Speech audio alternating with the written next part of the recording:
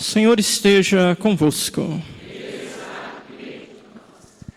Proclamação do Evangelho de Jesus Cristo, segundo João.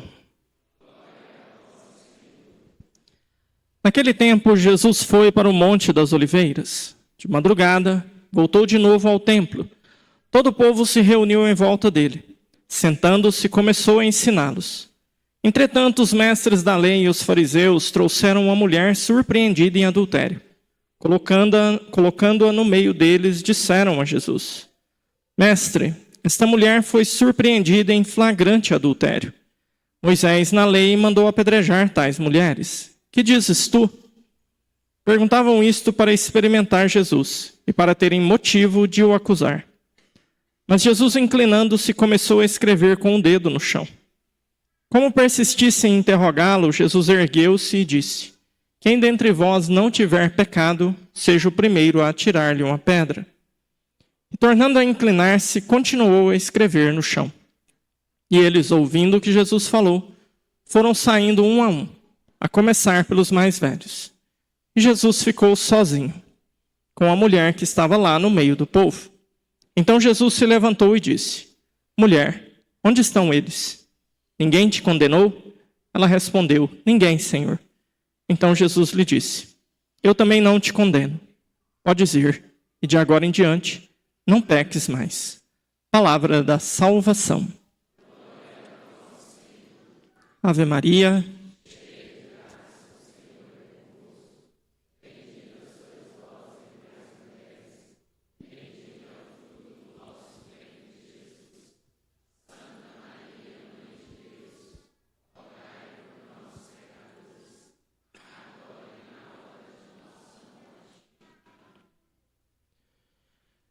Maria Santíssima, nossa Mãe, vinde em nosso auxílio.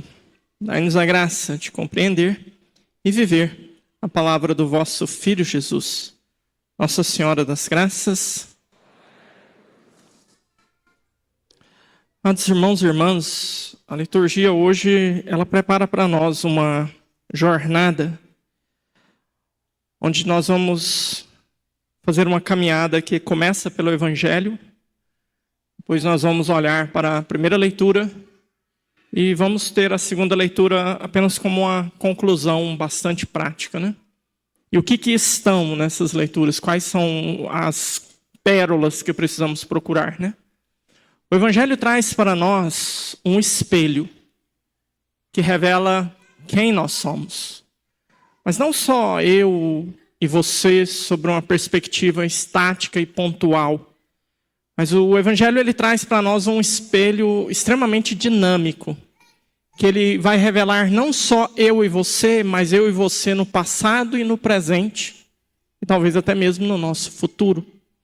Ele vai revelar diferentes momentos da nossa história, diferentes estágios da nossa caminhada. A primeira leitura vai trazer para nós o que Deus se dispõe a fazer com aquilo que esse espelho revela de nós. Qual é o sonho de transformação de Deus para aquilo que foi revelado de maneira tão assustadora no Evangelho, que é a nossa identidade? E a segunda leitura vai trazer então a realização do sonho de Deus numa alma dócil, que permite que Deus faça nele aquilo que Deus quer fazer. E quem nos dá esse exemplo é São Paulo. São Paulo, então, é o resultado de uma revelação que esse espelho traz de cada um de nós, do pior que há em nós, uma promessa em Isaías de uma transformação, e a transformação realizada em São Paulo, na segunda leitura. Então, o que esse evangelho revela para nós? Nós temos aí 3 pontos que precisam ser observados com muita atenção. Nós temos Jesus, nós temos essa pecadora pega em flagrante, e nós temos uma multidão, os que a pegaram em flagrante. Qual é a primeira verdade que esse espelho do Evangelho nos revela? Todos nós, sem exceção, para nós aqui, a única exceção está no céu e está coberta aqui à minha direita. Todos nós, sem exceção, somos pecadores. Cada um de nós conhece as próprias misérias. Então você sabe quais são os seus pecados. Você sabe aquilo de pior que você é capaz de fazer, que você já fez, ou que você pode estar perpetuando no tempo como uma escolha terrível. Você sabe quais são os seus pecados. Qual é a diferença dos pecados que estão aqui no nosso meio, né? Eu pecador, você pecador, nós pecadores. A diferença é apresentada no Evangelho. E o Evangelho distingue os pecados em dois tipos. Quais são os tipos possíveis de pecado? Os pecados que são descobertos e os pecados que não são descobertos pelos homens. Mas existe um terceiro ponto, né? Eu disse que era a multidão e a pecadora pública. Mas existe um ponto de vista que é o de Cristo, onde ele vê todos os pecados. Ele vê os pecados dela, que foram descobertos, né? Literalmente, o lençol foi tirado de cima e foi revelado a podridão daquela mulher, né? O adultério daquela mulher. Mas no coração de cada um daqueles homens que estavam ali presentes, havia também, talvez não um ou dois, mas provavelmente, como no meu e no seu coração, uma multidão de pecados. Mas pecados que estavam cobertos, escondidos, como um precioso tesouro, né? Que eu e você guardamos. Não queremos que ninguém veja, não queremos que ninguém saiba, né? Das nossas mais terríveis misérias. Então, os pecados no Evangelho foram divididos em dois grupos. O pecado se tornou público. O seu pecado veio à tona. O seu pecado se tornou um escândalo. As pessoas ficaram sabendo. Seus amigos ficaram sabendo.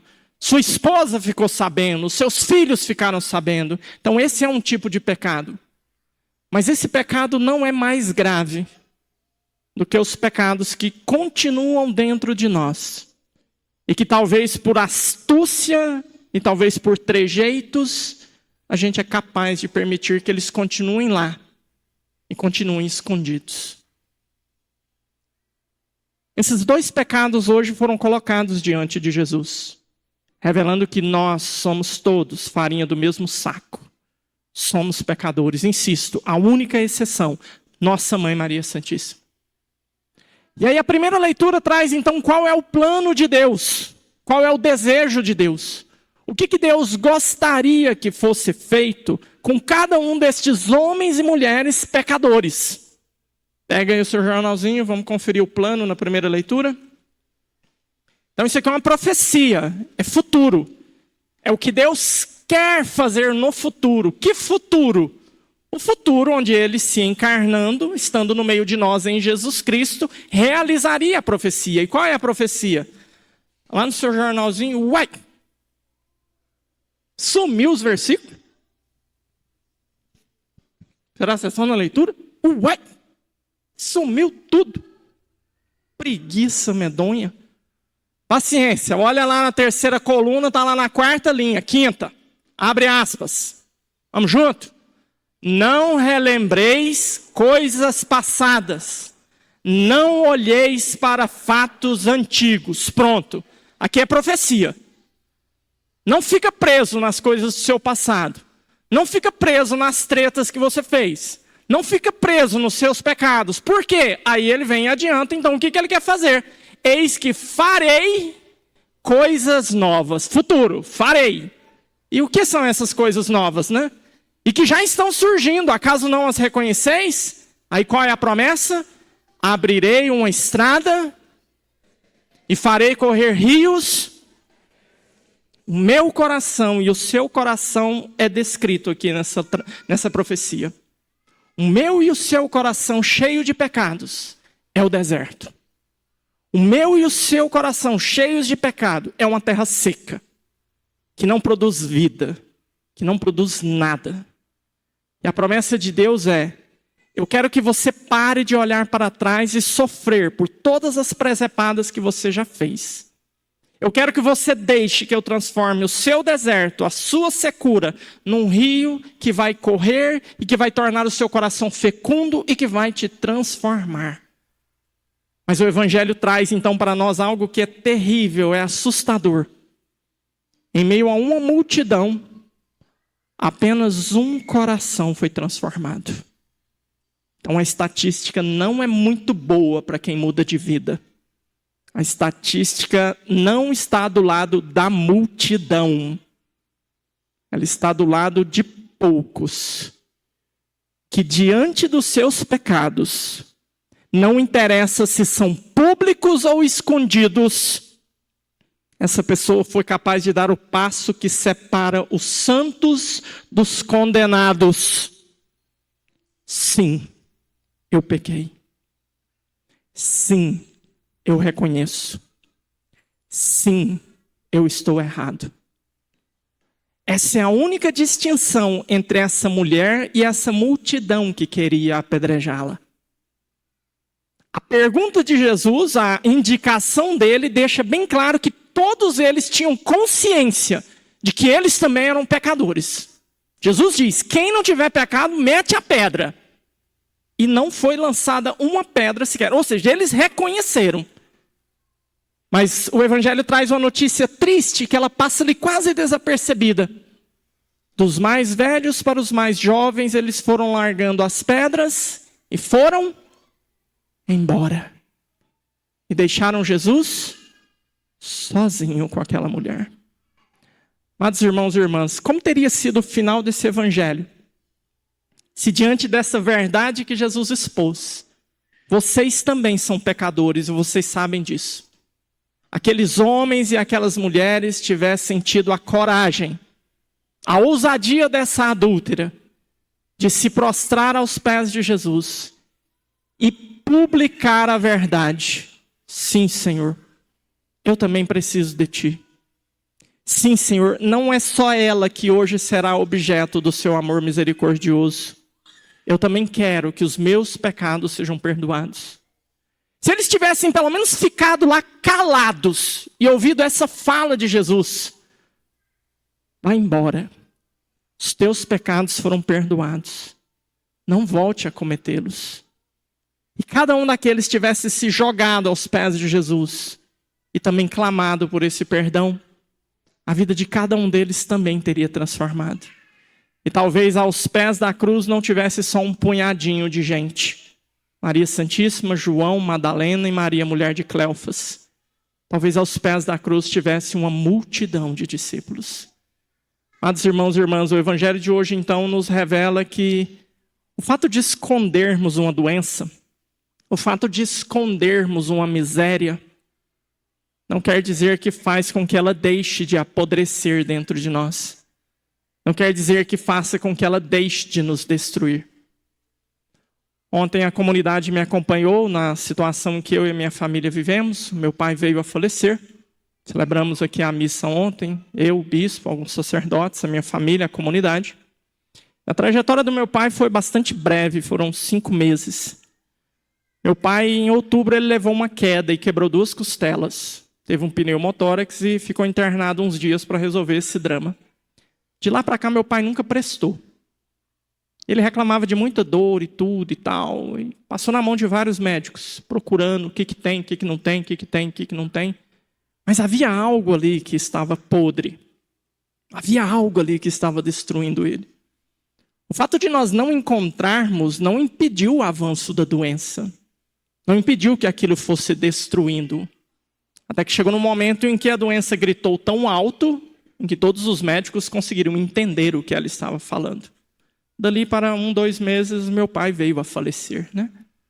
Mas, irmãos e irmãs, é assim que um corpo acaba. Mas é muito triste quando uma alma acaba assim.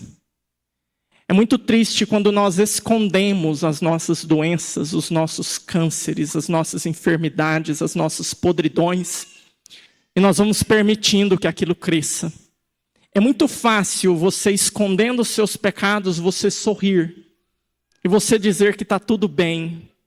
E você até se esforçar por ser um ótimo profissional, por ser um ótimo esposo, uma ótima esposa, um ótimo filho. É muito fácil fazer isso. Mas atuar dessa forma não impede o desenvolvimento da doença. A única coisa capaz de impedir que essa doença, que é o pecado, destrua nossas almas, é o que essa mulher experimentou no Evangelho. É o que esses homens e essas outras mulheres não quiseram experimentar neste Evangelho. É o que hoje você e eu precisamos decidir o que queremos que aconteça no nosso coração.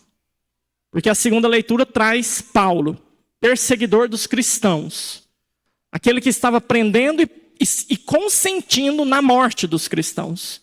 Assistiu e atestou o assassinato de Estevão, primeiro mártir. Mas hoje ele chega ao ponto de dizer na sua leitura, né? Eu tenho tudo que eu tinha antes de Cristo por lixo, para poder ter Cristo. A tradução nossa ela é bastante simpática e politicamente correta, né? Traduz-se lixo. São Paulo não fala de lixo, São Paulo fala de caca. Ele fala, tenho tudo por esterco, por cocô. É lixo inapropriável. Então, não presta, não vale nada. Aquilo que eu tive que abrir mão para ter Cristo. E ele está falando de uma história riquíssima. Ele está falando de um estudante de direito, ele está falando de um cara sábio, ele está falando de um cara estudado, ele está falando de um fariseu que seguia tudo à risca. E ele abriu mão de tudo para ter Cristo. Ele fez a escolha. Ele diante de Cristo que diz, Paulo, por que você me persegue? O que você está fazendo? Aquele homem foi capaz de permitir que a graça de Cristo transformasse ele ao ponto de dizer, não sou mais eu. É Cristo que vive em mim. As minhas escolhas agora são escolhas de Cristo. O homem foi santo ao ponto de poder dizer aquilo que santo nenhum na história teve coragem de dizer. Ele teve. Ele pregava para as pessoas e dizia, imitem a mim. Podem fazer do jeitinho que eu estou fazendo, porque vocês vão acertar. Vocês vão estar imitando a Cristo. A ousadia de um homem que foi transformado em Cristo. Porque tal como essa mulher de hoje no Evangelho, aos pés de Cristo reconheceu, eu sou pecador e eu quero transformação, eu quero mudar. Então, amados irmãos e irmãs, tenha coragem de olhar hoje para esse espelho multidimensional que é este Evangelho, né? Que mostra você em momentos em que talvez o seu pecado foi público, as pessoas viram, você se sentiu humilhado. Mostra pecados que talvez você ocultou a sua vida inteira. Ninguém faz ideia de que eles existem. Mas você sabe, eles estão ali arquivados, catalogados, guardados, com senha, está ali, bem protegido, né? Reconhecimento facial, digital e sanguíneo, né? Você os conhece, você sabe onde eles estão. E você precisa decidir se você quer fazer parte destes poucos que aos pés de Jesus não só reconheceram que pecaram, mas quiseram mudar. Ou você quer largar as pedras, porque ver o pecado dos outros público é muito bom para nós, dá uma satisfação muito grande. Porque quando um vizinho comete um pecado muito grave, o holofote vai sobre ele. Então não tem perigo do holofote me pegar e revelar os meus. Então ótimo, vamos publicar a desgraça do outro, né? Desgraça boba é desgraça no grupo da família, né? Vamos soltar lá para todo mundo ver, né? Então enquanto o pecado do outro brilha, é claro que o meu é ofuscado. É claro que o meu desaparece. Mas desaparece aos olhos dos homens. Não desaparece aos olhos de Deus. E é só Deus que pode curar essa doença. É só Deus que pode fazer essa cirurgia. Então, amados irmãos e irmãs, não olhemos para os outros agora. Não pensemos nas misérias dos outros. Não pensemos nos erros dos outros. Hoje nós temos a obrigação moral de voltar o nosso olhar para dentro e dizer, Senhor, o que é que eu estou fazendo com a vida que o Senhor me concedeu? Para onde eu estou indo? Onde eu vou chegar se eu continuar desse jeito? E se a resposta for honesta e te preocupar, dê graças a Deus porque você ainda tem tempo. E faça o que você tem que fazer. A quaresma acaba. Pode ser que não seja a sua última. Foi a última do meu pai. Mas pode ser que nós não tenhamos tanto tempo quanto nós gostaríamos de ter. E que nós sejamos capazes de fazer o que temos que fazer o quanto antes. Para assim podermos tranquilamente olhar para Cristo e receber dele essa palavra. ninguém te condenou. Eu poderia, mas nem eu te condeno. Vá em paz. Não é um Jesusinho frouxo, cor-de-rosa e colorido. Tá tudo ok, não tem problema não, eu sou amor. Vai. E não voltes a pecar. Cria vergonha na sua cara. Muda de vida. Não é para ficar vindo me encher o saco aqui toda hora, não. Muda. Se converte. É isso que Ele espera de nós. É essa decisão que Ele espera de nós. Para que nós sejamos capazes de realmente abrir mão daquilo que nos é tão gostoso e apetece. Escuta São Paulo, né? Tenho tudo por lixo, não quero mais. Porque agora eu tenho a maior das riquezas. Eu tenho Cristo. Eu sou aquilo que sou, pela graça dele. Louvado seja nosso Senhor Jesus Cristo.